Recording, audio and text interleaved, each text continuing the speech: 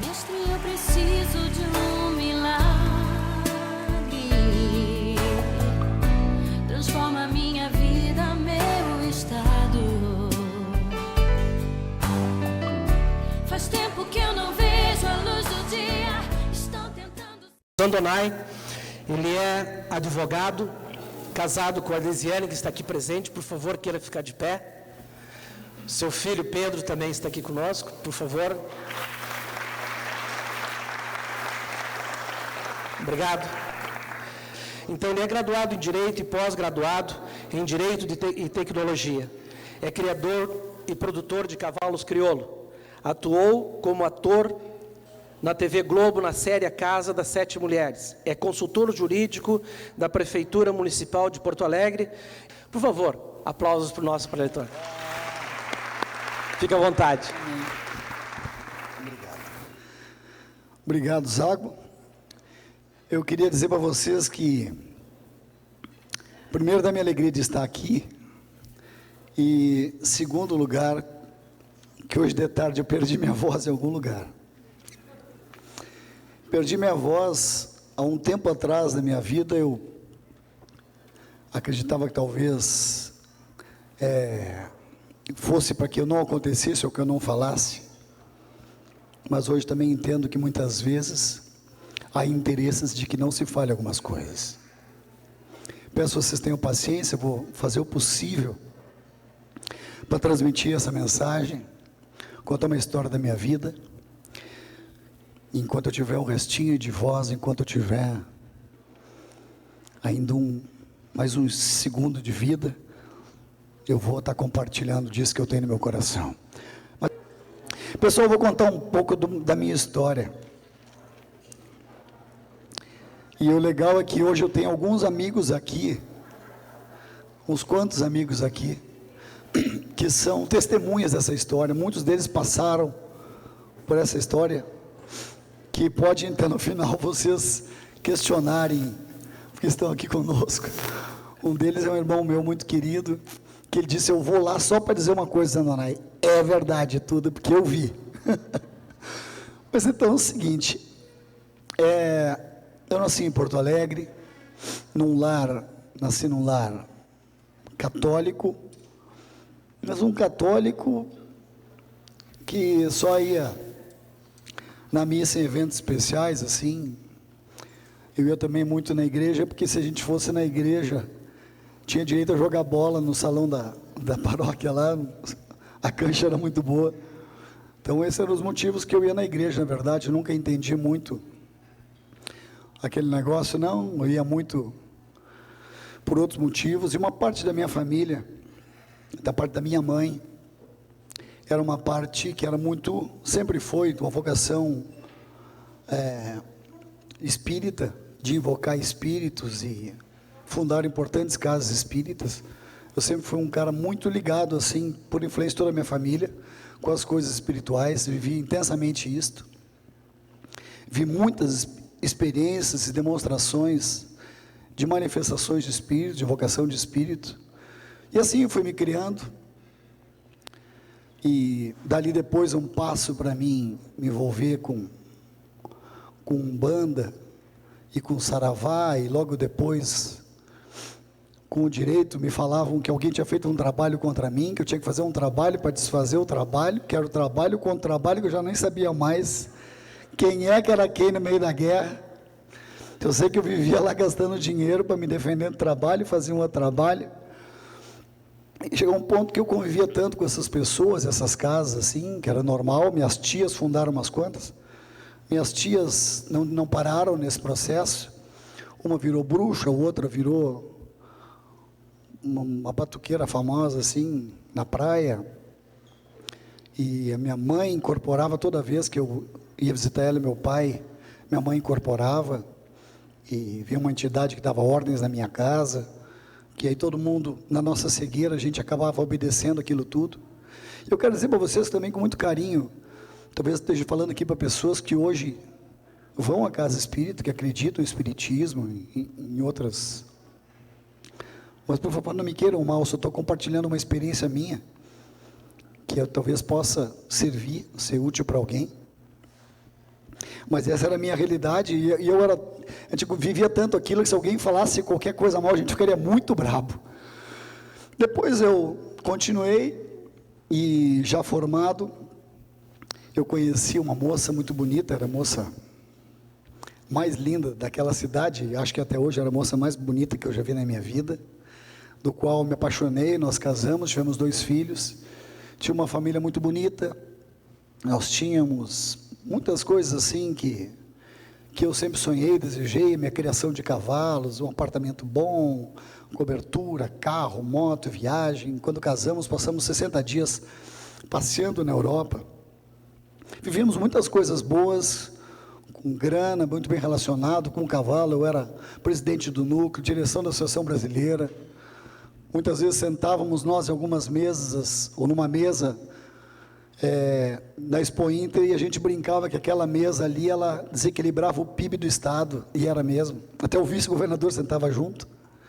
Então eu vivi essas experiências todas, mas eu quero dizer para vocês, no meu coração sempre teve um vazio, sempre teve um buraco, sempre faltava alguma coisa, e eu tentava preencher comprando um outro cavalo. Comprei um cavalo, campeão do freio de ouro, o grande campeão de esteio, o bigrande campeão de esteio, comprei. Por um tempo, aquela sensação, ela se preenchia, mas logo eu voltava de novo, aquele vazio no meu peito, sempre faltando alguma coisa.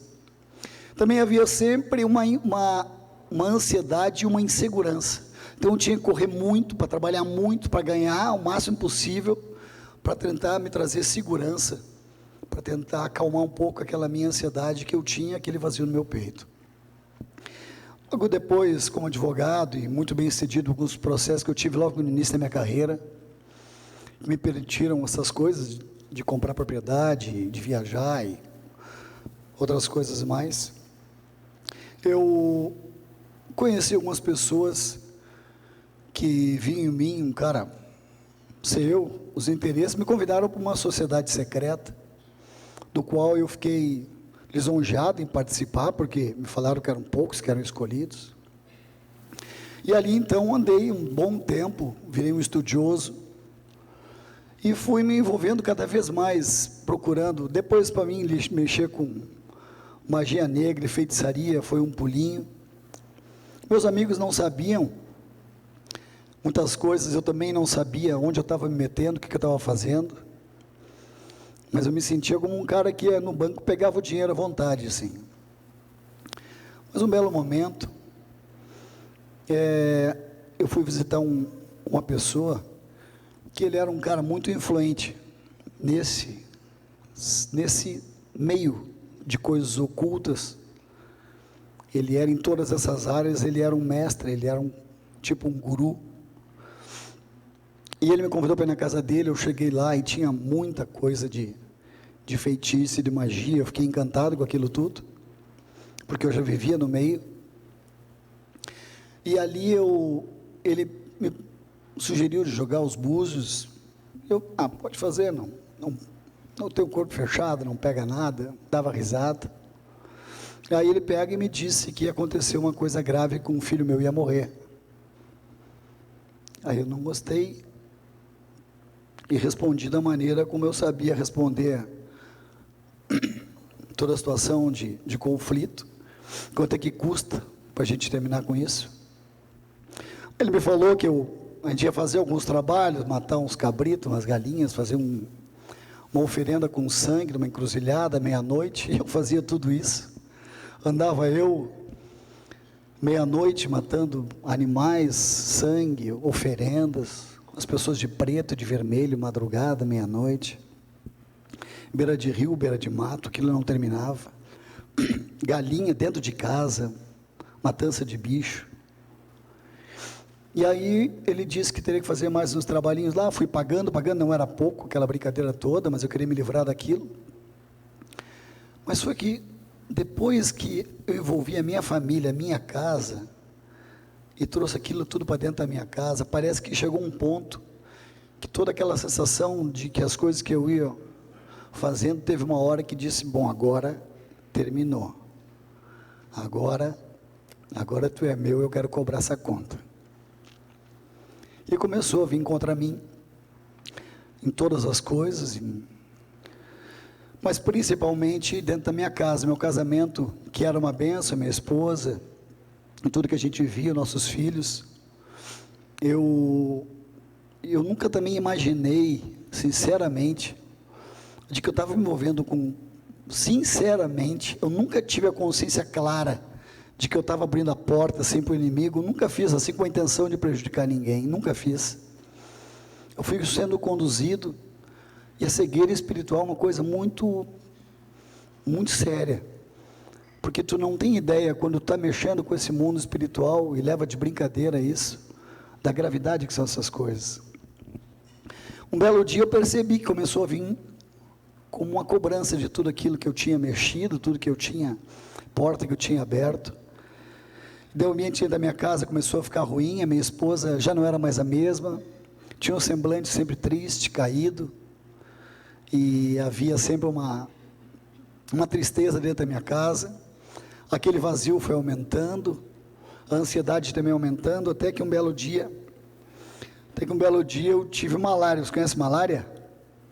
Cheguei em casa e minha mala estava na área. Eu disse: ó, meu filho, vai, Deus te acompanhe.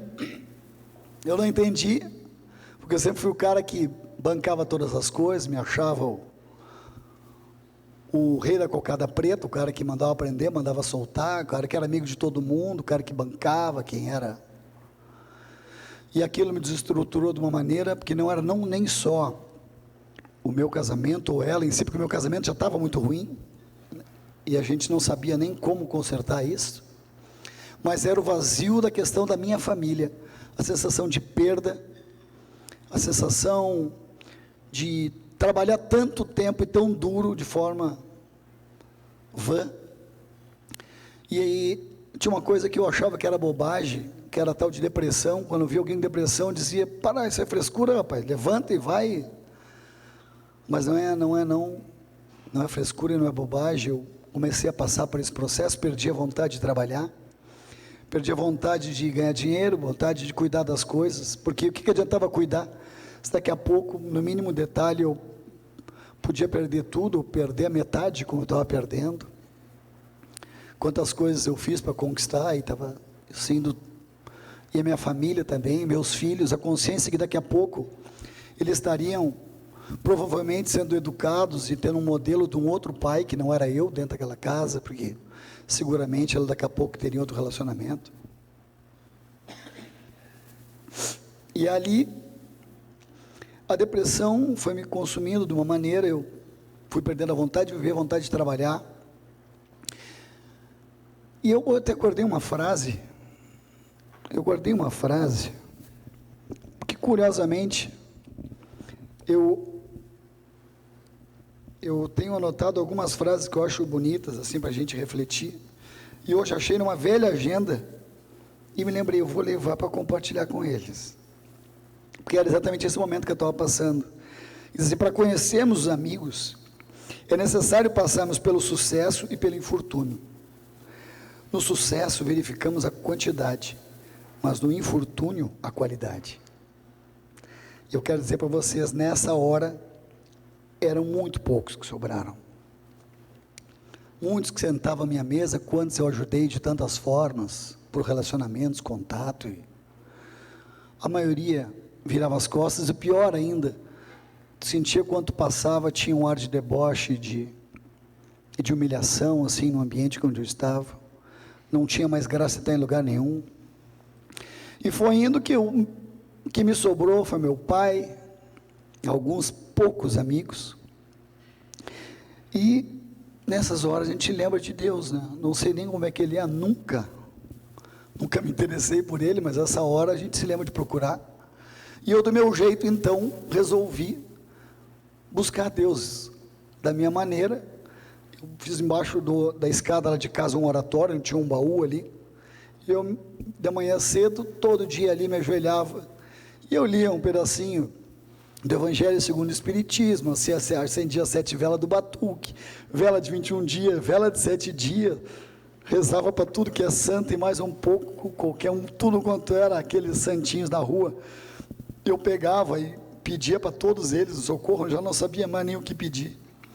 E assim eu ia indo, cada coisa que eu encontrava, escapulários, tudo que era coisa que tinha ali, como é aqueles rosários, pendurando ali, imagem de santo, tudo que é santo. Então o que parecia com santo ia para lá, tudo que eu encontrava. Um belo dia, eu encontrei um livrinho azul, que uma vez você vendeu um negócio para um cara e ele não quero te comprar, mas o que eu tenho de mais precioso eu vou te dar. E me deu um livrinho azulzinho, assim que tem nos hotéis, uma bíbliazinha, um Novo Testamento. Guardei aquilo e nunca me esqueço. Ele escreveu assim, para o refrigério da alma. Aí eu, quando achei, li, mas é exatamente o que eu preciso, para o refrigério da alma. Botei lá no meu oratório. No outro dia da manhã, acendi minhas velas de 7 cores, vela de 21 dias, coisa daqui, ali, de lá, de tudo que é coisa. Invoco tudo que é santo e mais um pouco. Mas hoje eu vou ler o livrinho. E abro o livrinho. E cai num livro de Romanos, que eu nem sabia que Romano tinha escrito nada da Bíblia, nunca imaginei. Tinha Romano. Achei que era coisa de judeu. E ali dizia, dai glória a Deus na tribulação. Porque a tribulação produz perseverança, a perseverança produz paciência, e a paciência produz esperança, e a esperança em Deus não decepciona. E eu fiquei pensando, como dar glória a Deus se eu estou quase sem munição e todos atirando em mim, dar glória a Deus como? Mas que aquela esperança em Deus não decepcionava. Mas que Deus, do que está falando esse livro? E continuei lendo, e dizia que Jesus, falava de um Jesus também que eu não conhecia, que tinha morrido por mim, para que eu tivesse vida, pelos meus pecados. Mas que Jesus é esse? E comecei a ler aquele livro, e ler aquele livro, e lendo o livro, comecei a me encantar com o livrinho, com quantas coisas que eu nunca tinha imaginado, e comecei a me emocionar. Resumo, naquele dia, enquanto eu li aquele livro, veio uma paz no meu coração, provei de uma paz que eu nunca tinha provado na minha vida. Naquele momento eu fui coberto por um ambiente de amor e de compaixão, que não me julgava, não me cobrava, mas só me abraçava, que eu não sei explicar. Eu já tinha vivido muitas experiências espirituais, mas uma experiência com o Espírito Santo de Deus eu nunca tinha provado. E aquilo foi tão maravilhoso que eu queria que aquele momento não terminasse mais. Depois eu vim saber que era o Espírito Santo, na hora eu não tinha a menor ideia. E ali, enquanto me abraçava, foi terminando aquele momento, veio uma paz, eu saía, depois só queria ler aquele livro, não acendia mais vela nenhuma, não queria mais nada com nada, eu queria ler o meu livrinho, todo dia da manhã, e lia o meu livro, e ali fui aprendendo coisas que foram me dando força, me dando ânimo, falando de um Jesus que eu nunca tinha visto, de um Jesus que amava, de um Jesus que perdoava, de um Jesus que restaurava as coisas, fez um cego enxergar, que fez um paralítico andar, que fez um morto ressuscitar, e ali dizia que tudo que tu pedisse em nome dele poderia acontecer, que ele garantia que acontecia, que ele falou que ele é o caminho, a verdade, a vida, e ninguém vem ao Pai, senão por ele. Eu pensei, mas a vida toda eu nunca fui a ele, então onde é que porta eu estava batendo? E começou a fazer sentido o tempo todo, mas eu fui enganado, por me falaram de um grande arquiteto, que era Deus, mas descobri que o diabo se considera Deus, e o diabo não é criador de nada, ele arquiteta muitas coisas, mas criador ele não é. Descobri que todos os meus pecados, meus erros poderiam ser perdoados por ele, e ele é o único com poder para perdoar pecados. Puxa, aquilo foi me tomando, foi me dando uma alegria, foi me retomando o gosto pela vida, ao ponto que eu cheguei, um belo dia assim, uma manhã muito bonita, eu olhei assim aquela várzea que estava morando sozinho lá fora nessa época, e contemplei aquela várzea e fiquei olhando, poxa Deus, só tu para fazer isso. Como é que eu nunca pensei, por que eu te rejeitei tanto a minha vida toda? Por que eu perdi tanto tempo, abri tanta porta, que estou colhendo hoje? Deus, se tu existe mesmo, eu disse para ele, de maneira até desaforada, eu disse, se tu existe mesmo, eu vou te falar uma coisa, mostra que tu existe, Me tira desse lugar, eu estou sofrendo, estou angustiado, estou sem força. Tenho vontade até de morrer, Senhor. Se Tu existe, aquilo está escrito naquele livro é de verdade. Então faz um milagre na minha vida. E muda a minha vida. Dá uma virada na minha vida. Eu preciso muito, porque eu estou muito oprimido. E assim eu falei com ele do meu jeito. E aprendi que a gente pede tudo para ele em nome de Jesus. Via das dúvidas, vamos por ler o livrinho, né? Eu te peço, Pai, em nome de Jesus. Nunca fiz isso, mas vai lá. E assim eu fiz, do meu jeito. Passam uns dias, não muitos, não sei se foi no outro dia, ou pouquíssimo, foi muito pouco tempo. Eu pego o carro, eu vou para o meu escritório em Porto Alegre, estou no meio do caminho, toco o telefone, era número do Rio, Vícar 21, era o Jaime Monjardim, meu amigo, porque nós tínhamos conhecido, ele precisou de uns cavalos meus para fazer um comercial, nos tornamos amigos, e ele dizia, fiz alguns comerciais com ele, e sempre reclamava dele que nunca tinha nada do Rio Grande do Sul, só tinha coisa de nordestino, de Rio, São Paulo, nunca tinha nada do Rio Grande do Sul. E falava para ele da história, que tinha muita coisa bonita que eles tinham que fazer, sempre incomodava ele. Até ele me chamava de Bombacha. Aí ele dizia, Bombacha, eu estou te ligando, para falar contigo, preciso de uma mão tua. Eu, não, Jaime, o que foi que precisa? Cara, o lance é o seguinte, estou saindo agora da sala do Mariozinho Vaz, aqui no Projac. Ele era da Manchete antes, depois foi para a Globo. E nós vamos, tanto que tu me encheu os tubos, o negócio do Rio Grande do Sul, que eu estou te ligando de primeira mão, nós vamos gravar a Revolução Farroupilha. Eu disse, bah, mas isso é maravilhoso. Cara, vai ser muito legal, mas eu precisava da tua mão para o seguinte, eu precisava mandar uns atores aí para o Rio Grande do Sul, para ficar na tua casa, para aprender a andar a cavalo, o jeito do gaúcho, falar, o jeito de vocês tomar um chimarrão, fazer um churrasco, o jeito de pegar uma faca, lidar com um cavalo, pegar o jeito do gaúcho, o sotaque um pouco, quebrar um pouco do sotaque carioca.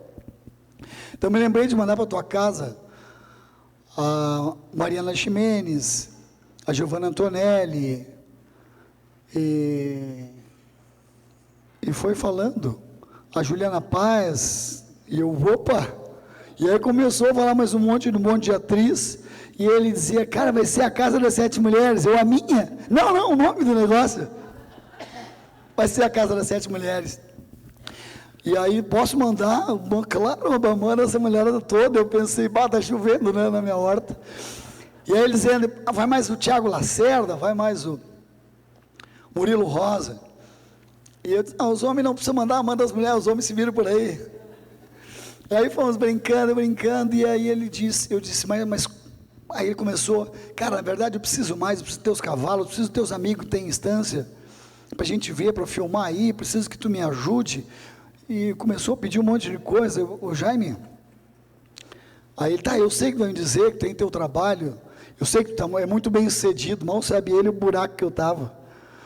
E ele, porque começou tudo, e aí, tudo bem? Eu, tudo bem. Que vai da mentira, a gente diz, né, tudo bem, está tudo ruim, mas está tudo bem. Ou às vezes nem está tão bom, a gente diz, está tudo bem. E aí ele pegou e disse, cara, a verdade é o seguinte, eu acho que vou fazer diferente, eu preciso tanto de ti, queria que tu viesse para o Rio, e aí eu vou te colocar num lugar, vou te colocar num apartamento, ali de frente à Praia do Pepino, um hotel com todo o conforto, e aí os atores vão estar convivendo contigo, tem muito mais coisas que eu preciso de ti, eu queria que tu fosse meu assistente, e começou a falar um monte de coisa que ele precisava, resumindo, pede quanto tu precisa para largar tudo aí e vir para o Rio para me ajudar a fazer isso. E me ajudar com esses atores, eles têm que conviver contigo, andar contigo, essa mulherada toda. E eu, caiu a ficha, cara. E eu não conseguia responder para ele, porque na hora eu sabia para quem eu tinha pedido, pela primeira vez que eu pedi uma coisa para Deus mesmo, o Deus Criador dos céus e da terra.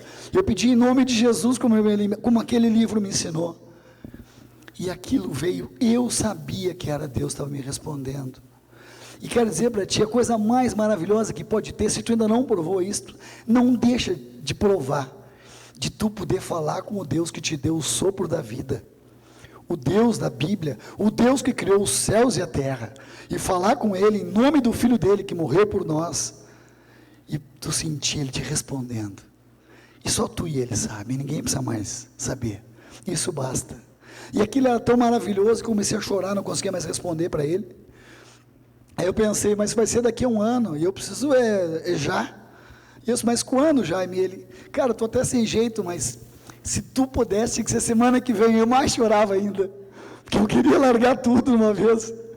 Aí eu peguei meu código de processo civil, botei até o cantinho da pequena área, dei um bico nele, peguei e fui para o Rio de Janeiro, subestabeleci meus processos, tudo para meus amigos, dizia, cara, tá maluco, esse processo está trabalhando aqui há 10 anos, vai sair essa bolada, é uma bolada, então pega, batia, não quero mais, e larguei tudo.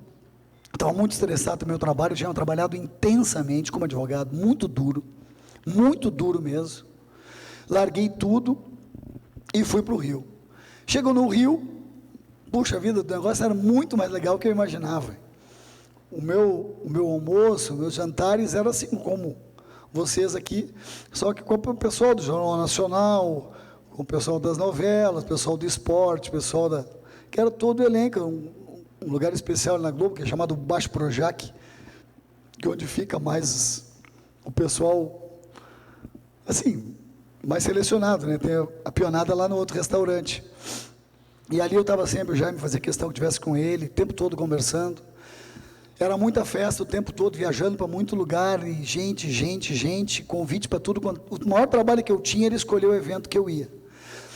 Aí vocês vão dizer, já sei, aí tu chegou lá, tu lembrou de quem te estendeu a mão quando tu pediu a mão para ele, e foi lá e testemunhou, como está fazendo aqui, o quanto Deus é bom, e que eles também poderiam provar desse amor de Deus, mas infelizmente o meu caráter estava muito longe disso. Então logo recebi a benção, botei embaixo do braço, diz, Deus, agora tu não me atrapalha, deixa que eu me viro sozinho, e ó, lá me fui de novo, e enfiar o pé na jaca, fazer um monte de bobagem. Se eu já não merecia antes, eu acho que piorou mais ainda, porque eu tinha provado dele e virei as costas de novo para ele. Eu outra vez rejeitei a Deus.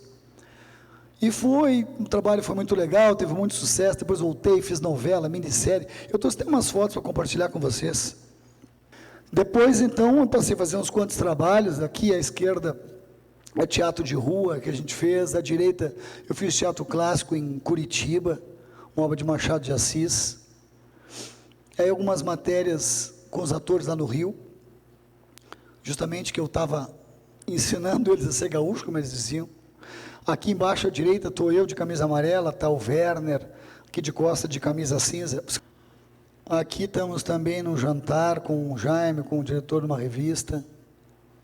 Alguns eventos que a gente teve participando, junto com o Tarcisinho, Zé Vitor, o Rodrigo Faro. Aqui, quando no Palácio Piratini eu recebi a medalha do Mérito Farroupilha, pelo que eu tinha feito pelo meu estado, que eu tenho tanta alegria de guardar essa medalha, porque eu fiz mesmo com muito carinho. E vou dizer para vocês, essa obra levou essa história do Rio Grande do Sul para mais de 200 países. Aqui foi uma página inteira da Zero Hora, quando eu acabei convidado para ser o ministro das Finanças, a Casa das 7 Mulheres. A República estava numa crise tremenda e eu era o Dilson Funaro da época. Aqui, essa foto é muito legal porque, além de ator, além de produzir os cavalos, além da minha assistência, o Werner vem com aquela espada na mão, sem a menor ideia do que ele está fazendo. Do lado direito, magrinho ali, sou eu, e do outro lado está o meu pai. Nós estamos ali estrategicamente para justamente colocar ele no cavalo, pelas cuecas, umas 2 ou 3 vezes, quando ele estava fora do cavalo, para poder dar segurança para o ator. E muitos desses atores, a gente, com a experiência que eu tinha de rodeio e tudo, de pegar ginete quando estava caindo em rodeio, tinha uma trupilha de cavalo para rodeio. Então, com essa experiência que a gente tinha lá de gurizão, muitos desses atores eu tirei no colo para não se quebrarem. Tanto que a amizade que eu tenho com eles até hoje, dessa gratidão que eles têm. Todos eles. Aí umas cenas nossas lá no Rio, aqui de cabeça branca, à direita, embaixo, meu pai, que foi junto, né? Isso vai tietagem, desfile e outras matérias. Aí eu aprendi a lutar espada, e treinava espada com ele na parte de cima, tomou eu e o Thiago, meu grande amigo até hoje, somos muito amigos. Aqui estão meus filhos, junto com a Giovana, nas gravações em Bagé. O Tiago com eles, pequenininho, até foi legal, porque eu levei eles para assistir o Tiago agora há pouco tempo. Meu filho está ali, o pequenininho da foto. Levanta aí, Pedro. Só vê o tamanhão que tu tá. Pode ficar bravo comigo. O tamanhão, meu baixinho ali. O Tiago disse assim, bah, mas cresceu, pai. Então, vou seguir. Então, eu trouxe algumas fotos, a gente lembrar só um pouquinho dessa época. Mas aí eu volto, chegou um ponto, terminei a Casa das 7 Mulheres, terminei meu trabalho, de cabeça erguida. Cheguei lá na direção, vou embora. E o Jaime ficou surpreso, porque ele queria que eu continuasse no Rio, fazer algumas coisas. O Jaime, vou cuidar do meu filho. Porque essa altura do campeonato, a minha esposa já estava vivendo com outra pessoa, e morando em Santa Catarina, meus filhos com ela. Aquela cena que eu não queria, já estava acontecendo. E eu senti de voltar para o Rio Grande do Sul. O Pedro me falou que queria morar comigo. Então era a oportunidade de eu pelo menos ter a companhia do meu filho. E achei que o Rio de Janeiro não era ideal. Vim para Porto Alegre, aliás, para Gravataí. O Pedro veio morar comigo. Foi um período muito legal. Mas nesse período, quando eu voltei, eu fui visitar o meu irmão mais novo. Tem 2 irmãos meus que foram viciados em cocaína no último do estágio, que minha tia está aqui, tia Delci, sabe disso, né, tia? Não tinha mais esperança, a família toda. Chegou um ponto, era tanta tristeza, que se viesse a notícia que um desses meus irmãos tinha morrido, olha, a gente nem chorava, era muito triste pela situação que se encontrava. Aí esse meu irmão mais novo, os 2 foram libertos da cocaína. E vou dizer uma coisa para você, só tem um com capacidade de libertar, verdadeiramente. Ele se chama Jesus Cristo, o Filho de Deus. Eu vou te falar aqui. Não é Maria, e nem José, nem Pedro, nem João, e nem ninguém. É Jesus Cristo, o Filho do Deus Altíssimo. Porque quem foi na cruz foi Ele, não foi nenhuma outra pessoa. Quem morreu pelos nossos pecados foi Ele. Aquela cruz era feita para nós, era feita para mim. Mas pelo amor que Deus tinha por nós, Deus mandou o Filho para que Ele fosse na cruz, para que nós pudéssemos receber o perdão dEle. E aqueles meus irmãos tinham sido libertos pela mão de Jesus Cristo. Eles sabiam quem era o Jesus. E esse meu irmão, eu fui visitá-lo e ele estava com um olhar todo eufórico, estava com um brilho no olho. Eu pensei, pá, meu irmão, será que voltou a usar essa porcaria? Não acredito. Porque ele estava muito eufórico, assim, tipo o cara chapado mesmo, né? Só que era diferente, porque ele não estava com os olhos vermelhos, nem para baixo, era uma alegria. Eu fiquei meio intrigado com aquilo. Ele chegou e disse, cara, estou indo num lugar aí, só assim, não me convidou, só contou. Tu tem que ver que legal, cara, estou com uma paz no meu coração, uma alegria. Mas que lugar é esse, Jaco? Eu estou indo aí, uns caras leem a Bíblia. Ih, cara, não vai dizer que tu te meteu numa dessas religiões, desses crentes fanáticos aí. E ele se calou. Daí, calou. Quem cala é consciente. Pô, velho, não te mete nisso aí, isso é uma roubalheira, rapaz. Sai fora desse troço, embrabeci, demora. Estouro com ele, ele se calou. Aí eu perguntei para minha cunhada lá na cozinha, onde é que era, que meu irmão estava indo. Aí ela disse, assim, na 64, nos sábados de noite, às 8 horas. Aí eu pensei comigo, não, tudo bem. Primeira oportunidade que tiver, eu vou lá tirar meu irmão dessa roubada, eu sou o irmão mais velho. Vou acabar com essa palhaçada toda, vou pegar esse pastor pelo pescoço e vou mostrar para ele quem é quem, papapá. Bem assim era o meu pensamento. Foi então que eu pego. Passaram mais alguns dias. Eu fiz um leilão, o Ronaldo sabe, foi um sucesso, né, Ronaldo? Há 10 anos atrás, vendi como quase R$1 milhão, uns 700, 800 mil.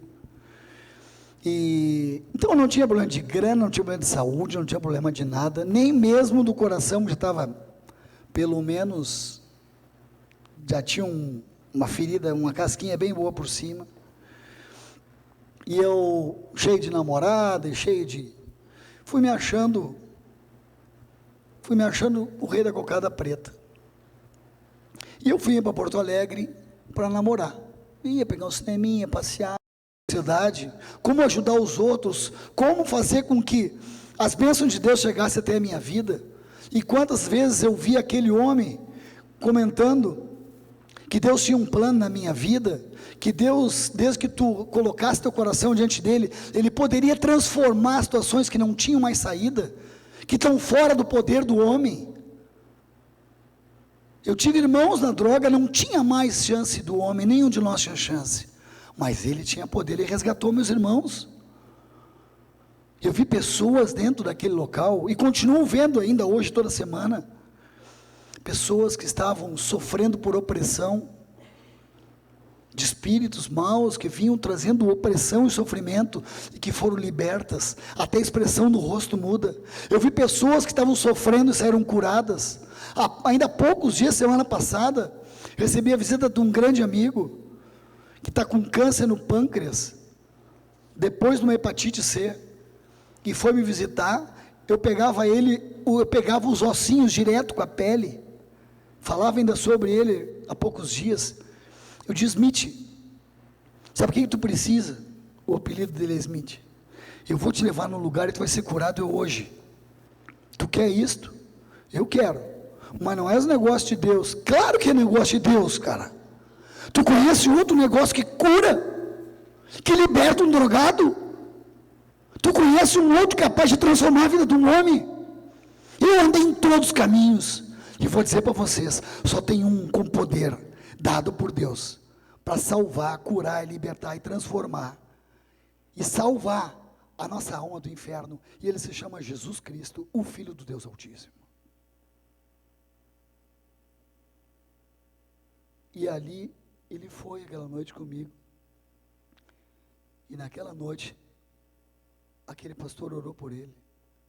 No outro dia ele entrou chorando na minha sala, dizendo: Fernando, eu vim aqui te abraçar, porque eu consegui dormir essa noite, a minha dor passou, e é difícil até para me dizer, mas eu acho que eu estou curado.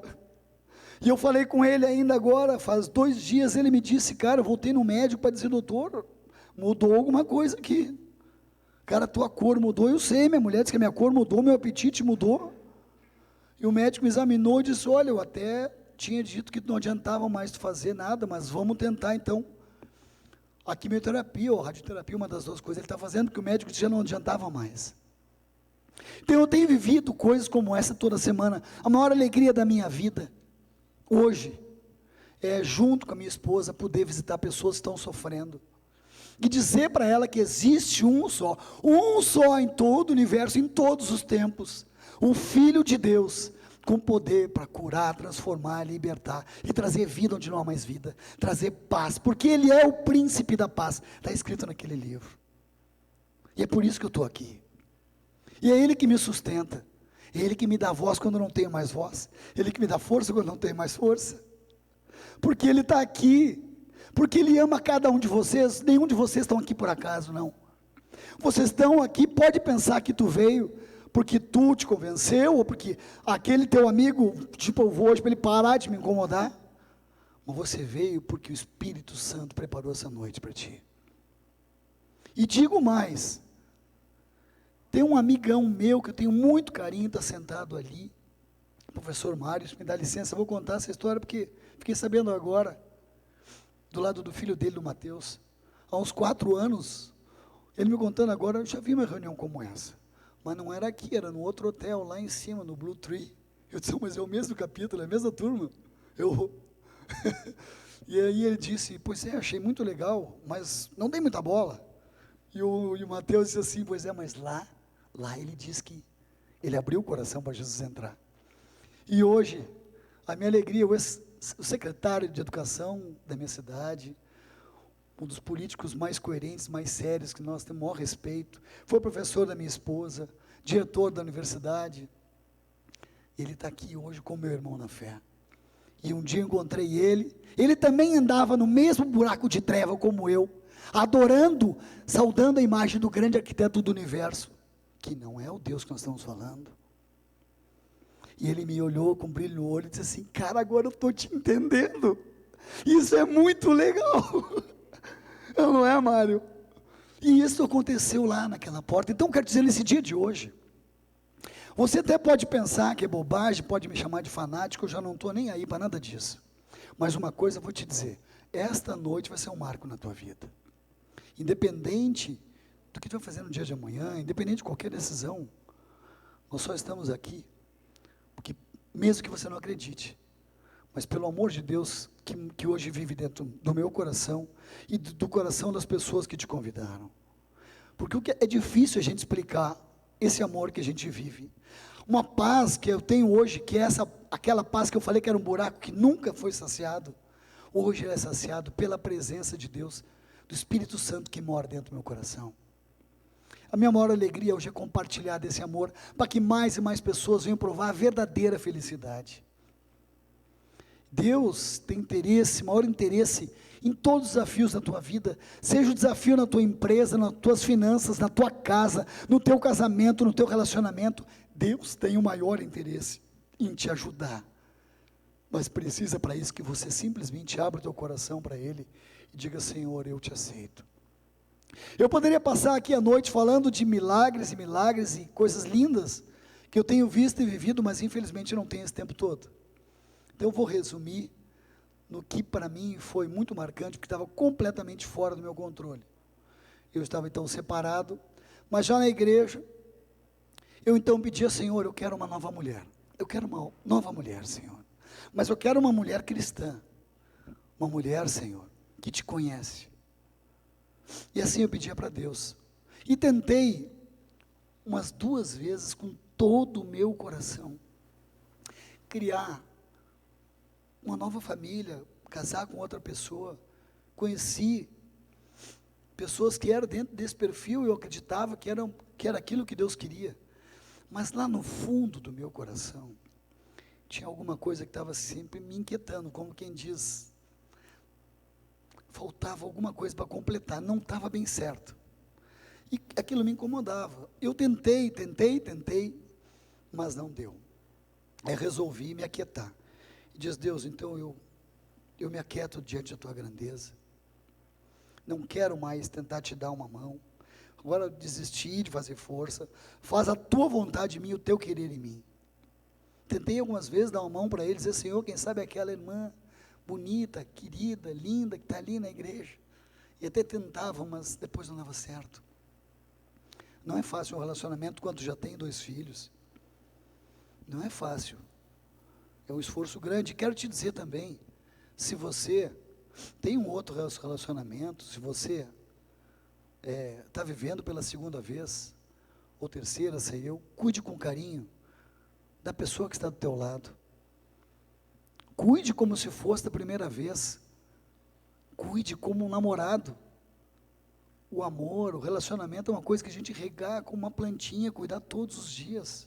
O amor é uma decisão, não é um sentimento, não é um sentimento. Eu descobri isso também na Bíblia, porque quando, por exemplo, vou dar um exemplo bem grosseiro, quando tu encontra um cachorrinho abandonado, tu tem uma coisa por ele, tu fica primeiro uma compaixão, aí tu decide, eu vou decidir cuidar dele, eu vou amar esse bichinho, e tu começa a cuidar, e tu desenvolve um sentimento. Às vezes ele está velhinho, já nem está, mas tu continua, só o amor mantendo, porque é o momento que tu pode ter sentimentos, mas é uma decisão que tu decide amar, e quando tu toma essa decisão, tu investe, tu te dedica, e quando tu ama de verdade, tu não fica cobrando o outro lado, tu faz a tua parte.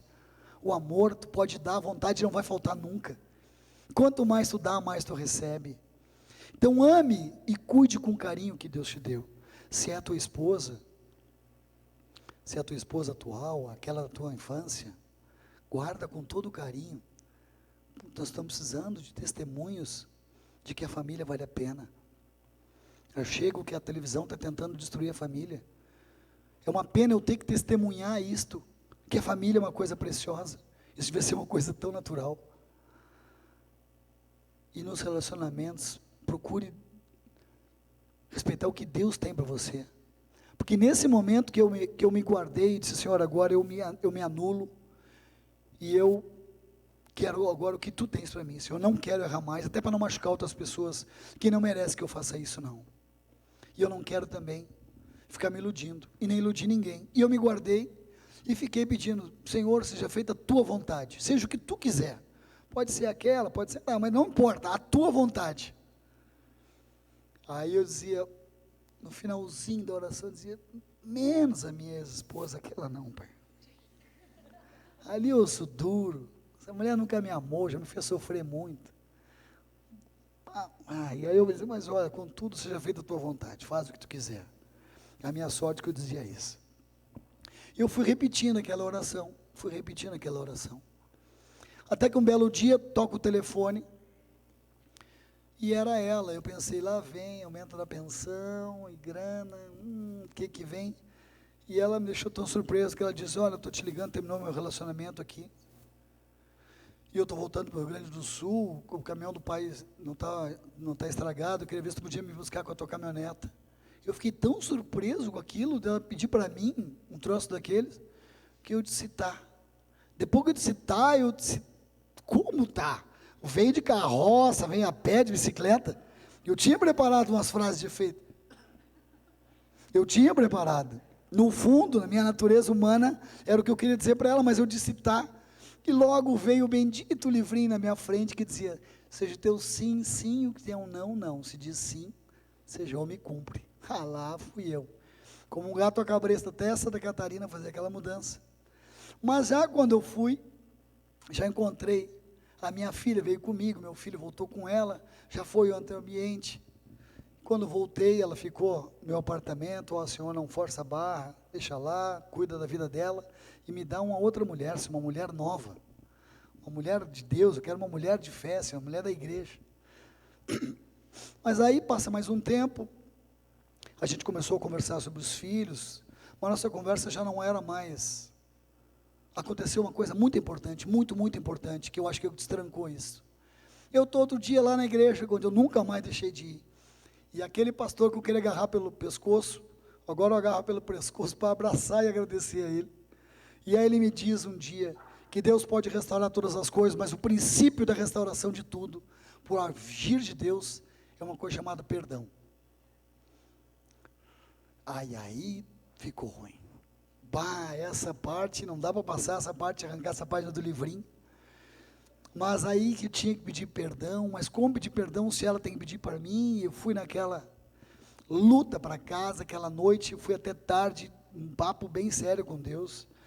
Esse papo de perdão aí, tu podia passar, pô, isso aí não é assim. E aí eu peguei, eu quero fazer o que Deus me pede, eu vou obedecer esse livrinho, tomei essa decisão. Esse livro tem mudado a minha vida, já estava restaurando muitas coisas na minha vida, o meu caráter, as minhas finanças. E aí vou fazer o que Deus está pedindo. E marquei com ela, então, vou pedir perdão para ela. Convidei para jantar. Aí fomos no restaurante, chego lá e eu pensei, vou dar só uma canjinha e ela que vai se derreter pedindo perdão para mim, e eu vou dar essa canja para ela. E eu cheguei e disse, olha, eu vim aqui essa noite, tu não estranhou outro convite? Não, mas que bom, a gente pode conversar. Na verdade eu queria te dizer que eu queria pedir perdão, se eu errei alguma coisa, essa é boa, né? Se eu errei alguma coisa, era um baita sem vergonha. Tinha um monte de amante, mulher, cheio de rolo, quando ela pediu, a malária não foi à toa. Não foi à toa a malária, não. E só fazer um parênteses também, as minhas tias e a minha mãe, toda a minha família da minha avó, todas, minha mãe morreu com 57 anos, consumida por câncer, minha avó morreu jovem, as minhas tias viraram bruxa, perderam o marido, a outra apanha da filha, é um caso mais triste que o outro. E eu oro que tenha oportunidade para poder Jesus entrar na vida delas e mudar, porque eu sei que Ele muda. E assim, eu então fui pedir perdão para ela, e ela disse, tá, tudo bem. E eu fiquei esperando a parte dela, agora me dá pode dizer a tua frase aí, né? Eu fiquei esperando, e ela, garçom, pode servir. E aí eu fiquei muito indignado, e fui para casa, eu fui lá brigar com Deus, na beira da minha cama, Deus, tu não está vendo aí, dei toda a oportunidade dela pedir perdão, eu fiz a minha parte, e aquele mesmo Espírito Santo, que eu já conhecia mais de perto, da intimidade que eu tinha com Ele, Disse, filhinho, fica tranquilo, tu fez a tua parte, agora deixa comigo. E assim foi, a gente começou depois a conversar já sem birra e sem briga no outro ambiente. Comecei a conversar, um dia marcamos para tomar um café, para conversar sobre coisas dos filhos. Quando ela entrou naquele café, pá, parecia uma cena de filme, entrou em slow motion, o cabelo todo, e ela, eu disse, que isso, cara, estou apaixonado pela mesma mulher, hoje tenho que me internar no hospício. E fiquei ali, segurando a onda. Aí daqui a pouco, a gente conversando, e veio a história da gente ir no cinema. Eu convidei ela para ir no cinema depois. Pá, mas que mancada, convidar a mesma mulher para ir no cinema. Pô, tomara que ninguém me veja, pensei, né? Mas fomos, porque não sei por que deu também. Acabei convidando ela. Quando ela entrou no carro, o cheiro dela já contaminou todo o carro. Fiquei com aquele cheiro. Veio tanta lembrança boa de namoro, de noivado, de casamento, de tantas lembranças. Aí fomos conversando. Aquele papo de mulher madura, Shibá nem lembrava mais como era isso, coisa boa, cara. O assunto tinha lógica, era meu tempo, até as músicas, não precisava brigar pela música no rádio, tudo tinha uma sintonia, aquilo veio, sereninho, como a chuva serena cai na terra seca. E quando eu fui deixar em casa, os nossos olhos estavam diferentes, havia já um brilho no nosso olhar. Eu sei que poucos dias depois a gente me dei conta que eu estava apaixonado por ela mesmo e percebi que aquilo tinha sido correspondido. Vem cá, meu amor, me ajuda a terminar aqui. E Deus me deu mesmo uma nova mulher, porque não demorou muito, a gente resolveu contar para os nossos filhos, assumir, entender que Deus, e que aquilo era um querer de Deus para a minha vida. Nos reunimos diante dos nossos filhos na sala, bem desse jeito aqui. Senta vocês, o pai quer falar um troço sério aí. E eu crente que eles nem imaginavam, estavam os dois lá. Já estava esperando a notícia. Mas nós não tínhamos andado, nós estávamos ali bem. Mas a gente estava anunciando então que a gente reconhecia que Deus estava tratando do nosso coração, estava restaurando a nossa vida, o nosso casamento. Nós estávamos divorciados há quase 8 anos, separação, desquite, divórcio, tudo tinha direito, e aí nos abraçamos e choramos muito, os quatro não, os 5, porque ele estava junto ali, dava para sentir a presença dele. Tão bom sentir a presença de Deus no centro da tua casa, abraçando a tua família, aquela paz que toma de novo, ver aquela paz lá da primeira vez, que inundou meu coração, alma lavada, coração limpo, tudo se fazendo novo. Logo ela também aceitando, entendendo. No início não foi nada fácil, foi uma dureza fazer ela entender o que a gente estava passando.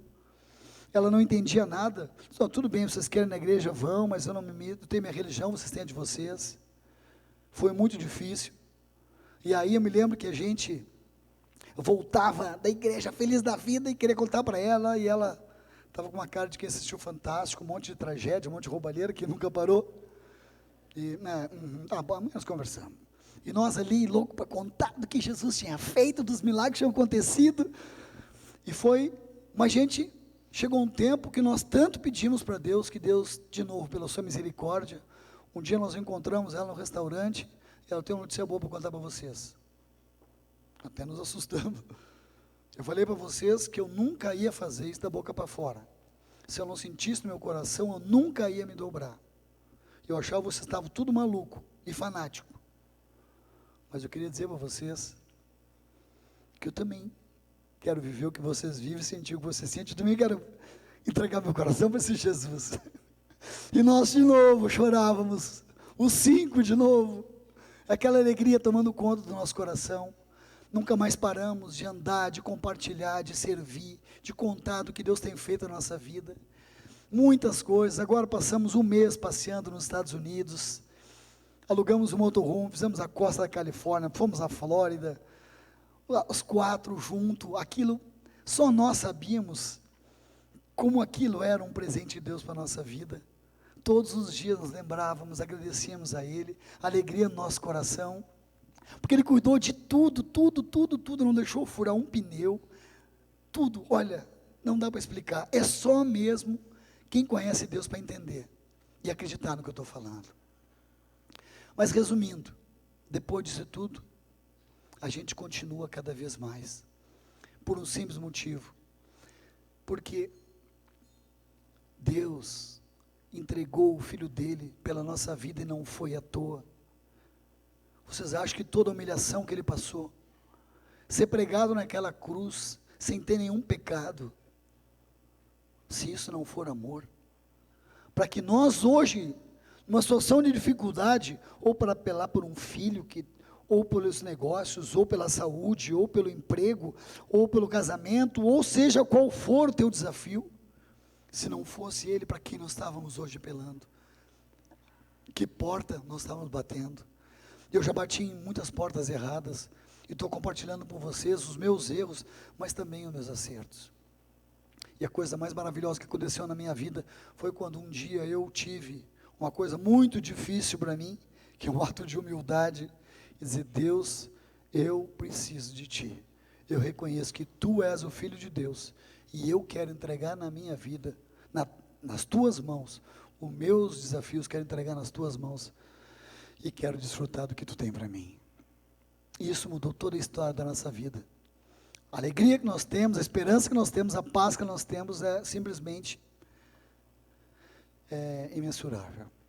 E é por isso que nós estamos aqui nesta noite, para contar isso para vocês, para dizer que Jesus te ama, Ele tem um propósito na tua vida, e Ele quer tomar frente dos teus desafios, Ele quer transformar, Ele quer te ajudar.